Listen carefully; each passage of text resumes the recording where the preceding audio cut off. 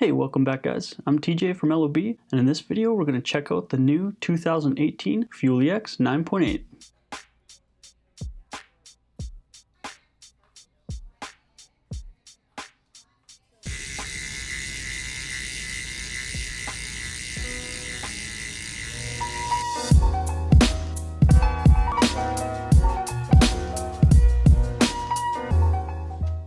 Now for 2018, the fuel's geometry remains the same, which seems to be largely positive. In 2017, one of the only criticisms was a BB that was a little low. Trek seems to have remedied that this year with some different suspension tuning, tires, and a little wider rim profile, which raised the bike up a couple millimeters. The fuel maintains a relatively short chainstay at 432 millimeters across the size range thanks to the boost hub spacing.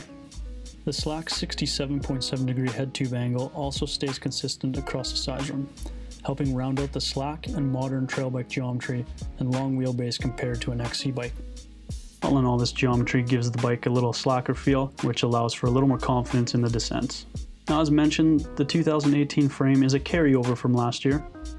The 9.8 gets an OCLV mountain carbon frame and seat stay, but an alloy chainstay. The OCLV mountain carbon is just a bit different layout and carbon blend. The frame also has ABP, which stands for active braking pivot, which allows the suspension to be fully active while braking.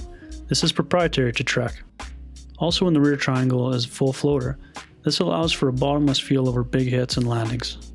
Moving to the front of the frame, and new to last year, is the straight shot down tube and knock block. This stiffens up the front end, although has brought up quite a bit of debate, as some riders find that the steering is too limited. This design is a bit of a bold move by Trek, and it'll be interesting to see if it sticks around in the future.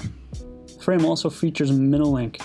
It's an adjustable screw that changes the geometry a couple millimeters, which slackens the head tube angle half a degree. As for drivetrain, the US and Canada are limited to a SRAM Eagle 1x12 drivetrain, while in Europe they have the option of a Shimano XT build. I'm not quite sure why they still have that XT build. Over the last 5 years, it's been a bit of a toss-up on my bikes whether I've ran SRAM or Shimano. But now that SRAM is a 1x12, I'm not quite sure I would ever run that XT. I believe Shimano has a bit of a catching up to do there. The 9.8 features a SRAM Eagle, which is a 1x12, and that rear cassette goes all the way up to a 50-tooth chainring, which, never mind a pie plate, it's more like a dinner plate. The braking system sticks with SRAM as well and features the Guide RS hydraulic brakes. Gone are the days of the squeaky Avids. The Guide RS are actually quite a nice upgrade and are a very capable brake.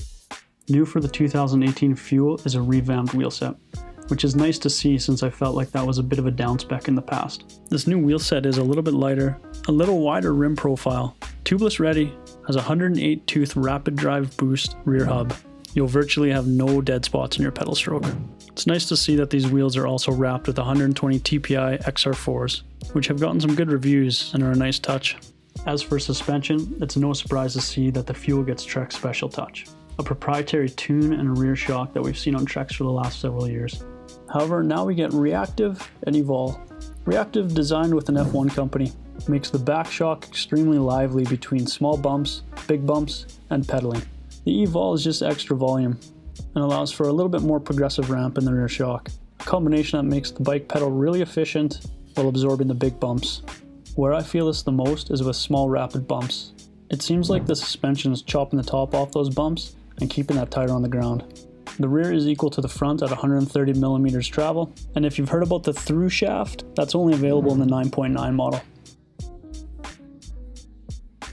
Now, I'm really impressed with the component spec on this bike. Areas that I would have swapped out in the past, I would likely leave stock now. The drop line is a nice touch, considering some of those cheap posts that are getting spec'd on bikes these days. I rode all last year with a drop line on my stash. It performs well, has very little play, and I had no issues with it. The Lime Pro carbon bars are really nice, lightweight, and complement the Lime Pro stem nicely.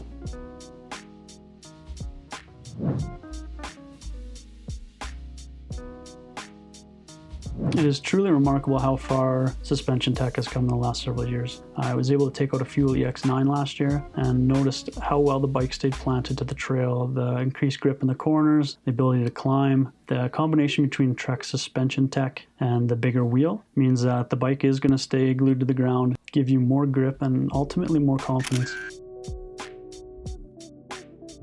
That's about it for this video, guys. Just to remind you to check out my social media to get an early view at some of my upcoming videos. Until next time, see you guys.